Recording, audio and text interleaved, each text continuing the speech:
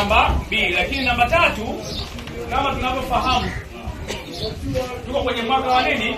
Wa uchaguzi. Tarehe 29 mwezi wa 10 kikatiba ni haki ya wananchi wote kwenda kupiga nini? Kura kwa yule kiongozi unayetaka. Tunaeleka vizuri eh? Japokuwa kwamba kuna vijikelele kidogo, wengine wanasema tutaandamana sana. Yeye pamoja na serikali yake ya nini? Ya mkoa wa Tanga. Na hata wale tulikuwa naye akasema bwana, mkienda Kasera katoeni salamu zangu. Tarehe 29 ni siku ya uchaguzi mkuu ndani ya tarehe 29 kuna wahuni wametangaza kutakuwa na maandamano. Kwa hiyo sisi kama Shiuma tumeguswa na hilo jambo kwamba tufanye biashara zetu kwa amani na utulivu.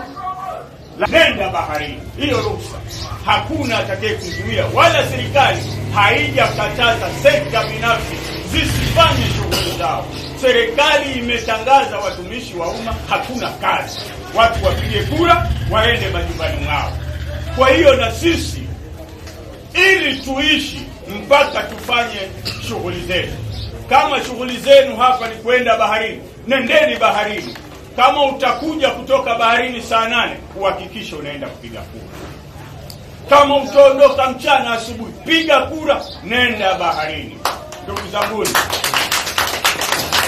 amani haitafutwi kwa namna hiyo. Wa shirikisho la umoja wa wafanyabiashara ndogo ndogo katika mkoa wa Tanga. Ndugu wafanyabiashara, kama alivyotangulia kusema katibu wetu wa wilaya na katibu wa soko la Mgandini, sisi tumekuja kwa nia moja tu ya kuja kuongea nanyi, lakini pia kuweza kuwatoa hofu kuhusiana na haya ambayo yanayoendelea ndani ya mitandao ya kijamii. Jukumu letu tulilonalo kama chama cha wafanyabiashara ndogo ndogo ni kuweza kukutana nanyi na kuzungumza nanyi pale popote palipokuwa na tatizo linalowakabili wafanyabiashara.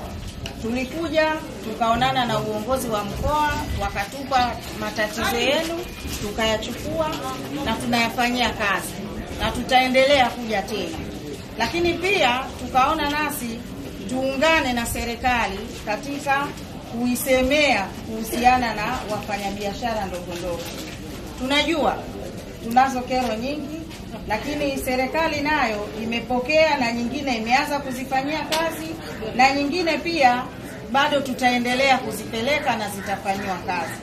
Kwa hiyo niwaombe tu ndugu zangu, tuiunge mkono serikali na tuhakikishe kwamba tarehe 29 wote kwa pamoja tunajitokeza kutekeleza wajibu wetu wa kikatiba wa kupiga kura. Lakini pia tunawahimiza na tunawasihi tuendelee kupiga kura kwa viongozi ambao tunaona wako wanatutambua na wametuweka katika orodha ya wafanyabiashara. Sasa hivi hata Bunge la Jamhuri ya Muungano wa Tanzania linatenga pia bajeti kwa ajili ya wafanyabiashara ndogo ndogo. Kero zao mbalimbali zilizopo na zenyewe zinapokelewa, zinaingizwa katika mchakato wa bunge. Kwa hiyo ili tuweze kuendelea kuleta mabadiliko zaidi, kwa hiyo tunatakiwa wote kwa pamoja tuweze kushikamana na tuhakikishe kwamba tunafanya biashara zetu katika mazingira ya amani, na ambayo serikali yetu imejitahidi kwa miaka yote kutuwekea mazingira ya amani.